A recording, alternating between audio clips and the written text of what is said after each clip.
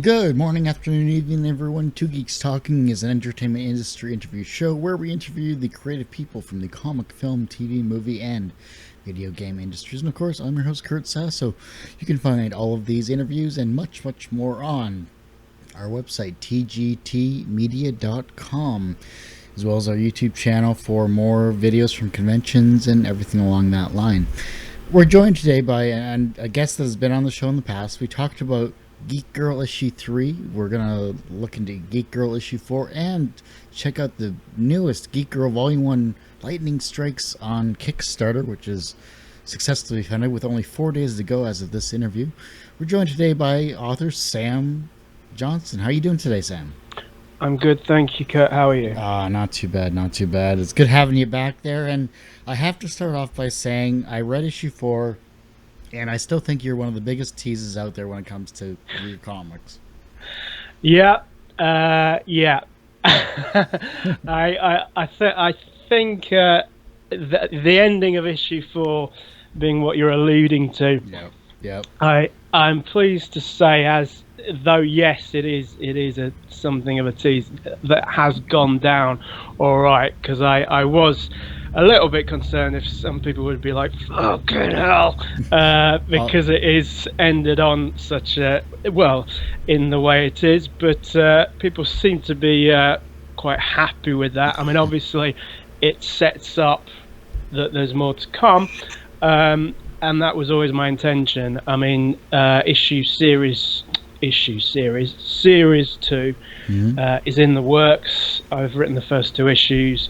Carlos Granda, the artist from the first mini, is back on board for the second, which is great. So yeah, I mean, I have big plans with Geek-Girl. It was always intended to go beyond the first mini. My aim is that by the time we get to the trade of the second mini, that the audience will have been built up enough to justify the third series being an ongoing. That's what I'm aiming for. Well, I was along those many people saying, that fucking bastard, I can't believe he did that. So yes, I was one of those. Yeah, okay, but it's kind of a good frustration. Yes. I mean, if it leaves you wanting more, then that's a good thing. Yes, you've done your job as the writer. You've done your job, and you've made myself wanting more of this darn series. You bugger. Yeah. But looking into it though, you have a great artist with Carlos. Yeah, you have a great artist with Carlos. You've crafted your story very well, as we talked about in the last time we chatted about issue 3, and your Kickstarter is successful. That's the best thing you can have. You have like a trifecta. This is great. Yeah, I mean, it's Geek-Girl is a project I'm very invested in, and I believe in, and it took a long time to get the miniseries done, partly because of finding the right artist in Carlos took some time. But yeah, I mean, while this Kickstarter is running, which is until August the 10th, I'm spending a lot of time promoting it, and well, I'm full-time promoting it basically, and I'm enjoying it, and that's because of while I'm promoting it, I'm kind of thinking about what's coming next. I mean, the without giving away the what you're alluding to in issue 4, at the beginning of the Geek-Girl mini-series, Ruby has landed these super tech glasses on a whim. She doesn't really know what she's doing. She's flying around the city. Neon Girl, the resident superhero, gets blasted through a billboard by this lightning storm, mysterious villainess, and Ruby is kind of put in a position where she's got to step up and take on this lightning storm, and we kind of build to that, and the climax to that comes in issue 4. But there's a lot of things going on along the way, with plenty of other characters introduced, like Mr. Mashup and Nina Dante. Nina Dante being an unhinged sort of uber alt girl, Mr. Mashup, this sort of bastard love child of a goddess and a demon who can tap into people's minds and transform this clone he harbors this vessel he harbors into a clone of them. So there's lots going on, and those characters, I will be going beyond the first series as well. So yeah, again, I'm invested in it. I'm excited to continue with it. I'm very happy with what I've completely finished the script for issue 1 of the second series, and, and issue 2 is it just needs a few finishing touches, and I'm very pleased with where I'll go with it. And again, I think like you're saying about because I think every issue has ended on some kind of cliffhanger, and you can't predict where the series is going, which is what I like. And whatever you think, you just can't predict where we're going to be with the whole thing when we come in to series 2. I can tell you that.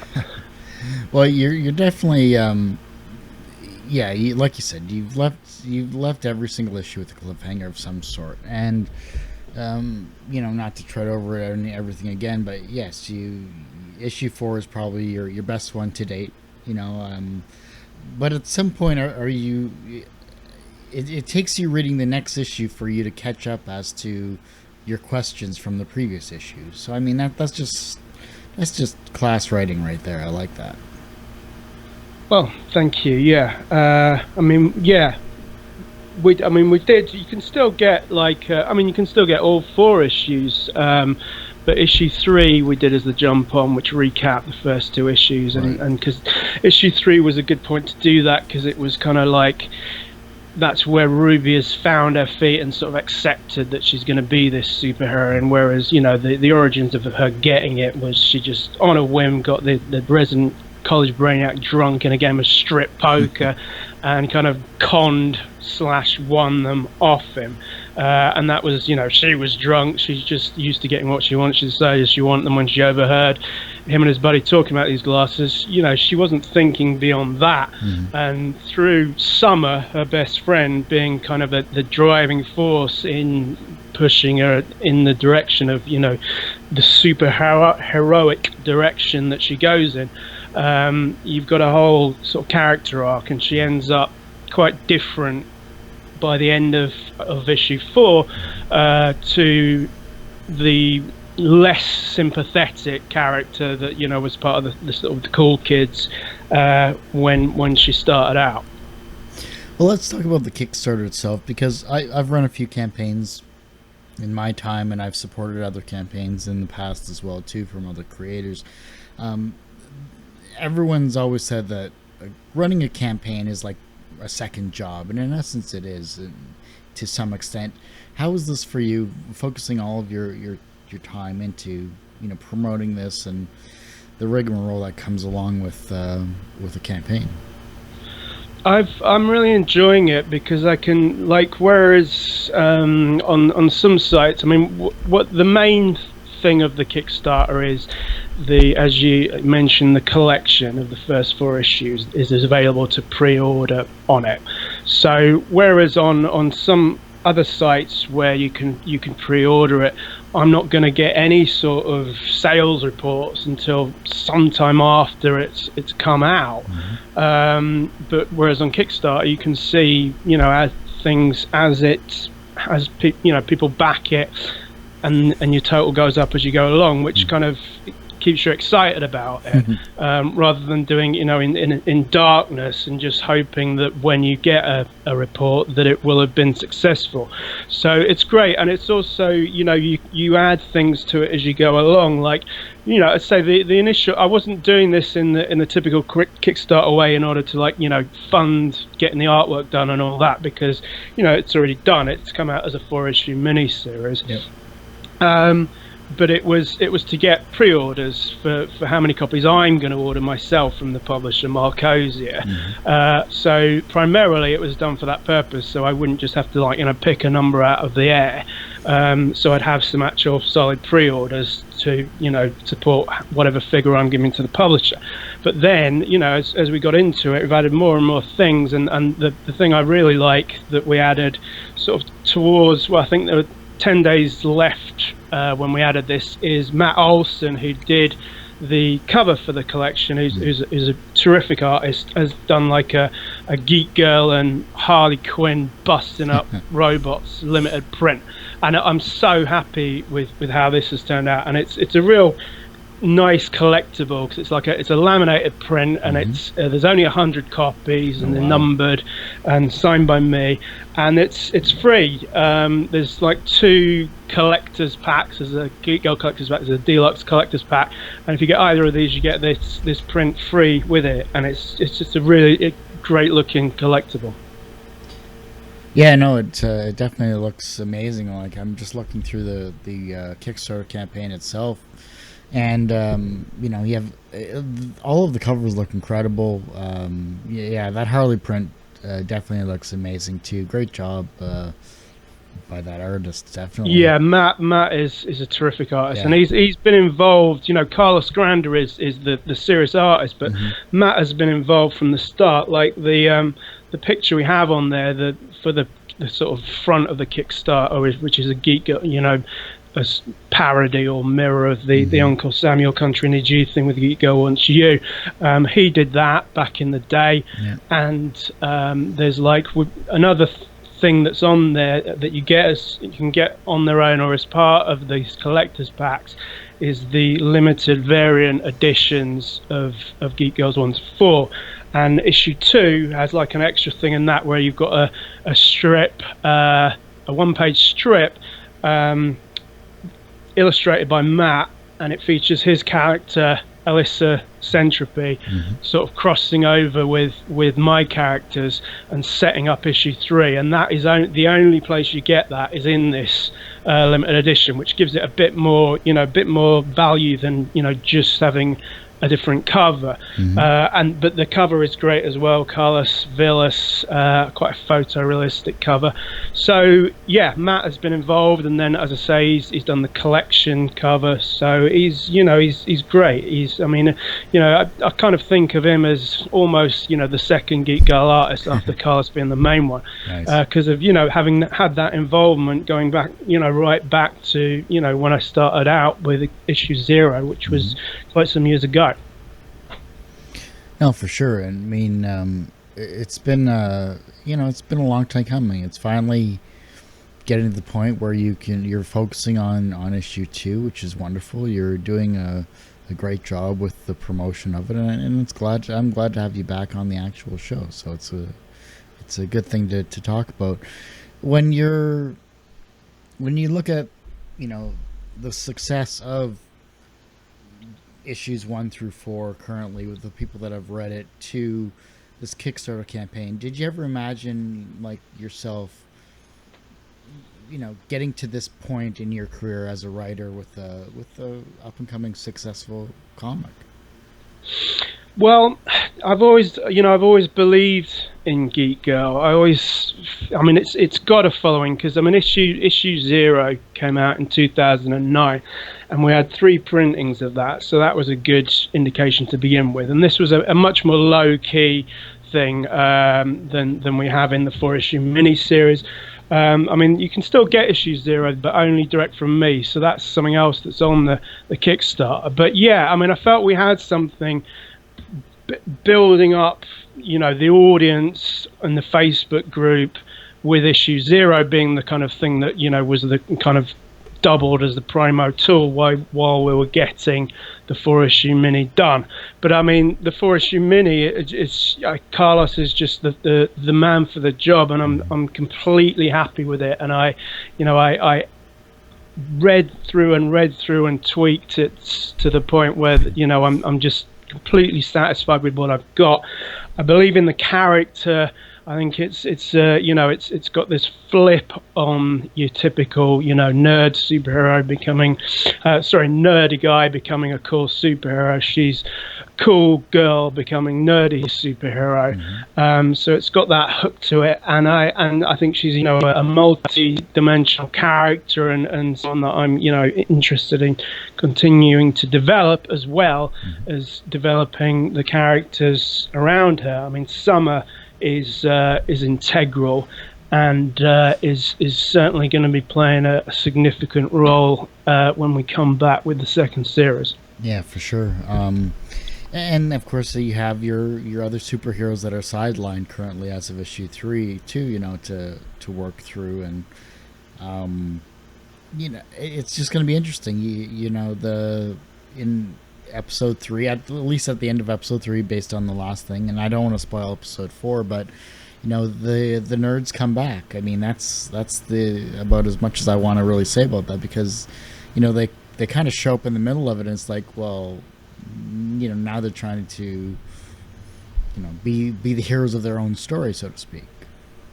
Yeah, I mean, basically, Trevor that came up with the glasses, the Super Tech glasses, he was kind of duped out of them, which I think kind of speaks to Ruby's character when we're introduced to her versus who she sort of is evolving towards becoming. And he got those glasses. He put those glasses together. Put the money and the time and the effort into creating these things, because he was crushing on this waitress who was going out with a guy that he felt he couldn't compete with. So in his mind, he was like, if I'm a superhero, then she's going to go for that. And what's ended up is he's lost the glasses to Ruby, and then Ruby has coincidentally ended up befriending this waitress. So she's kind of ended up with everything he wanted. So we get to a point in the miniseries where he's like, hang on a minute, and it doesn't help that Jeff, his buddy, is kind of keeps rubbing this in. But yeah, he gets to the point where it's like, maybe I kind of gave those up a bit too easily. Yeah. So we do see them kind of confronting Ruby over that in issue 4. With a view to potentially getting these glasses back to their original owner. Definitely, and it was great to see him again. You got to root for the little guy every so often, and and Ruby's just along for the ride. She's trying to do what's right, at least by her own standards, and like you've said before, she gets thrust into this spotlight, rather quickly, and. So far, I think so far she's kind of handled herself as well as one can expect for being a new superhero. She has, and another thing that I think that's interesting about the character and her perspective and Trevor and Jeff's perspective is, when she won these glasses off him, she wasn't intending to be a hero. So from Trevor's perspective, it's he kind of got screwed out of them, and for no great reason. But then when they meet Geek-Girl, with her doing what she is doing now and getting to the point where she's got to confront Lightning Storm, it's kind of a wake-up call for Trevor on what owning these glasses actually does mean, which is quite a daunting, the power and responsibility thing. I was just going to say that whole Peter Parker, great power, great responsibility, Uncle Ben stuff. Yeah. But in looking through your campaign itself, though, you had a great intro video, and honestly, your pricing for all of your stuff is right in a great ballpark figure. To be honest, I don't know if conversion from pounds to US dollars or whatever it is right now. Is it a 1-to-1 still, or is it a little under? I think, well, when I'm buying comics, a $3.99 comic costs me £3. Okay, so you're about 1-to-1, if not a little under, or a little over actually. So that's good. Yeah, but yeah, it's all it's the primary thing is I want people reading it. I'm not, this is a long-term thing. Mm-hmm. It's about building up Geek-Girl's audience more than anything. It's not there to make a quick buck. I'm investing in this series, and this is a good platform to bring it to more people, and as I say, get pre-orders on the collection. Sure. So how else have you been promoting Geek-Girl since we last talked there? Well, recently it's been about promoting the Kickstarter, but I mean I'm all over Facebook. I'm in tons of Facebook groups, so yeah, there's been all kinds of things. I mean, the Geek-Girl group on Facebook is a good place to go because there's always teasers. We've had little gifs. And like just you get like character teasers with quote marks, and we did like a animated gif of that. Obviously Twitter, other podcasts, excuse me, and then the next big thing is going to be getting the collection reviewed. So because we got good review coverage of the single issues, but nice. Yeah, we're going to be getting the collection reviewed, and it'll be interesting to see it reviewed in the way where you're getting the whole thing together, because as you say, you have this cliffhanger thing going on, but that's maybe going to be a little less painful when you've got the 4 issues together. Yeah, then that's a little more manageable. I can understand a full set review, but when you're like, all right, issue 1, this is great, you bugger, okay, cliffhanger. Yeah, I gotta read issue 2. Same thing happens in issue 2. Same thing happens in issue 3, and then same thing happens in issue 4. And someone's gonna say, you know what, Sam? What the bleep are you doing here? What? Why are you doing this to me? I'm really enjoying your stuff, but why are you such a bugger of a writer that loves torturing not only your characters but us readers as well? Yeah, I'm trying to think quite where I've gone with that in what I've written so far of the the second one. But I mean, at the end of the day, it means the character's working. If you weren't invested in the character, if you didn't care what's going to happen to them next, whatever you throw at them, if you're not interested in the character, you're not coming back for more. So I think it's some of the comments have said that they come across as quite real, and when you've got Ruby and Summer having a conversation, it can feel like sort of overhearing real people's conversation. So fleshed out. So you've got to tease a bit, haven't you? I know. I'm giving you a hard time here about this, and but it's good. As I say, it's it's the reaction I want.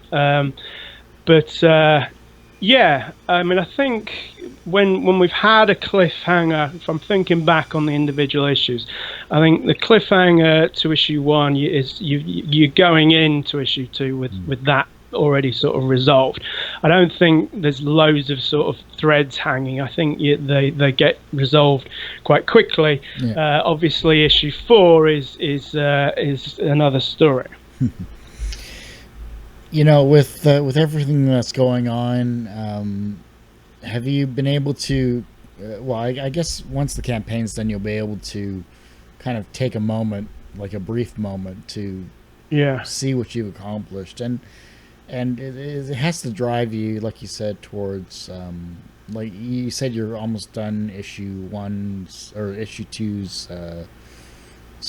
Second series issue 1's script. So I mean, issue 1's done, yeah, and issue 2 just needs the finishing touches. Yeah, so I mean, you're already on the go for your next batch, which is wonderful to see. But at some point, you're gonna have to say, do you say to yourself, it's amazing what I've accomplished. Let's keep pushing that envelope. Oh yeah, absolutely. I mean, I'm really excited about what I've got planned for issue 3, and in terms of pushing it in sort of marketing, that's a necessity, because as I say, I want that to be an ongoing series, and it's going to go in a new direction.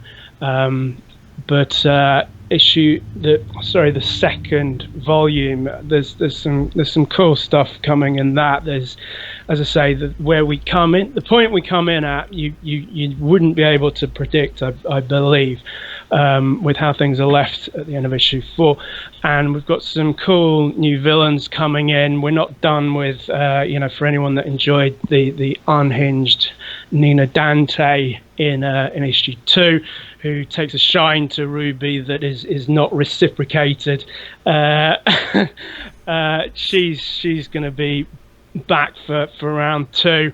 I'm excited to get into that. And also a big thing that we're going to come in with, because I am conscious of what I can and can't give away, and I know what I am okay to talk about that's not going to spoil anything, which is that basically what you've got going on in the first series, Lightning Storm, is kind of making a mess of Maine, where Ruby lives.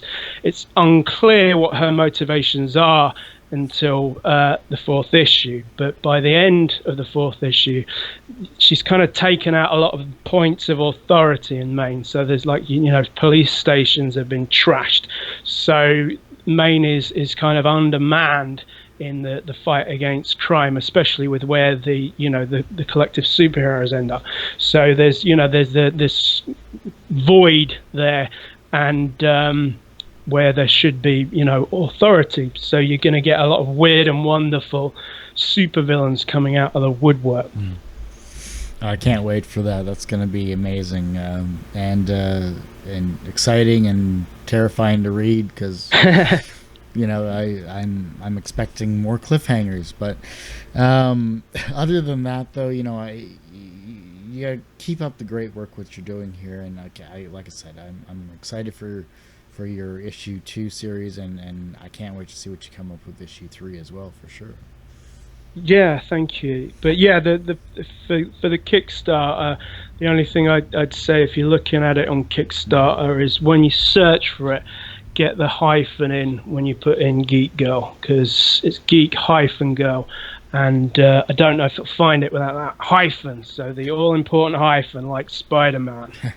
Well, funny thing is, I just did a generic search on Kickstarter. I did Google search, Geek-Girl Kickstarter, and it came up. No problem as well, too. But I will make sure the link gets in the show notes there for sure. So cool. It'll definitely be there for those that want to purchase the volumes or issues 1 through 4 of your first issue, or volumes 1 through. How's that going? It's like volumes 1 through 4 of the first issue. It's like issues 1 through 4 of the first volume. Okay, thank you. That I was get those confused, but can you tease anything about issue 2 that wants volume 2? Sorry. Okay, volume 2. Can you tease anything about that then, just so that, because issue 4 of volume 1, issue 4 is released or about to be released? Oh, it's out. I mean, the series came out monthly starting November last year. Okay, so it's all available. I'd say you can get the regular and the limited variants of it on the Kickstarter. So that's all done and dusted. In terms of what I can tease about what's coming next, I've got as I said, I was conscious of there's some things that I can easily say without them doing any spoilers, and I think I've said a lot of that. So I'm just thinking a bit now. I don't think there's a great deal more. Yeah, there is another thing. There is another thing that's quite significant, actually, that I can give away, and that is that in the first miniseries, where Ruby starts out, as I say, she's kind of part of the cool kids. Her girlfriends are all, with the exception of Summer, can be a bit bitchy. Karen Carpenter is the arch bitch, and they don't take well to Ruby's powers, or what they perceive as supposed powers, because the way she tries to demonstrate them initially, is met with a raised eyebrow, and she kind of makes a fool of herself in their eyes and alienates herself from them. So that this is partly what the sort of cool kid becomes uncool superhero thing is. Now that's the sort of status quo when the first mini series starts, but by the end of the mini we've got Ruby having stepped up to take on this super badass, massive threat villain to their city. So coming out of the back of that with the mentality of her ex-friends like Karin and Stacy, who helped her win the glasses in the first place before kind of shunning her, they want to be part of what's popular. So, Ruby has just done this big thing, so their outlook, their approach to Ruby may shift somewhat, versus, initially girl that says she's got powers and all she's managed to do is knock drinks over us, to savior of Maine. So that's going to be something interesting to explore. Nice. Can't wait to see that for sure. Is there anything that I haven't talked about that you want to share with those that are going to listen and watch the show? I'll just do my always plug Doom Patrol. Doom Patrol, the favourite comic I'm reading. Gerard Way, Nick Derrington, super weird superheroes. I highly recommend checking that out. The first trade of that is out. But excuse me, in terms of my own stuff, no, I mean we've got it covered. Geek-Girl has been my absolute focus for the last couple of months. I've been full time on this, promoting, developing the second series, developing plans for the third series, and and we'll be continuing to do so. And as I say, part of what drives me when I'm doing the promotions for it is, while I'm doing that, I'm thinking and I'm fleshing out what's to come next for Geek-Girl and her universe, and that energizes me, keep me interested in promoting it. And we will be, in terms of teasing the second series, like a good thing to do is to join up to the Geek-Girl mailing list. And if you go to www.geekgirlcomics.com, it's on the landing page where you can join up to that, and you get a free digital preview comic of Geek-Girl. So if you want to check out the book, that's quite a good chunky preview.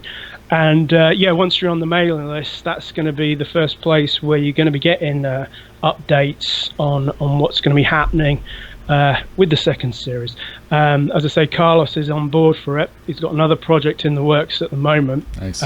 So he won't be able to work full time on Geek-Girl until sometime next year, but he may be able to get things started alongside his other stuff, so we'll see. But we will be at some point next year getting it locked down like we did with issues 3 and 4 of Geek-Girl, where he worked on a fixed schedule, getting 4 pages done a week. So once you get into that, it can get done quite quickly. So Geek-Girl mailing list is a good one to be getting sneak peeks. Wonderful. Well, I know I'm part of the Facebook group there, and as well as the mailing list, and it's great to see new mail about what's happening with the Geek-Girl universe and about this campaign as well too. And I got to thank you, Sam, for coming on the show to talk about, of course, Geek-Girl and Geek-Girl 4 and Volume 2 and possibly 3. So there you go. Yeah. Well, I'm glad you enjoyed 4, because you hadn't had that when we spoke before. But I think I'm pleased with the way it's gone down, and looking forward to bringing more. Wonderful. Well, I didn't want to extend this interview any longer than I had to, because I know you want to get back to promoting this campaign, and I want to get this episode out as quickly as I can for those that are listening to this and watching this as well. Remember, there's only 4 days left as of this interview. Check out Geek-Girl Comics. Check out the Kickstarter campaign. Get these amazing issues and volumes from the campaign, because you're not going to regret it. It's beautiful artwork, great writing, and of course you heard from Sam here first. So there you go. Check it out. And that ends this particular episode of Two Geeks Talking. Of course, thank you, Sam, for coming on the show talking about Geek-Girl and this amazing series. I want to let everyone know that, of course, you can find this interview as well as all other interviews on our main website, tgtmedia.com.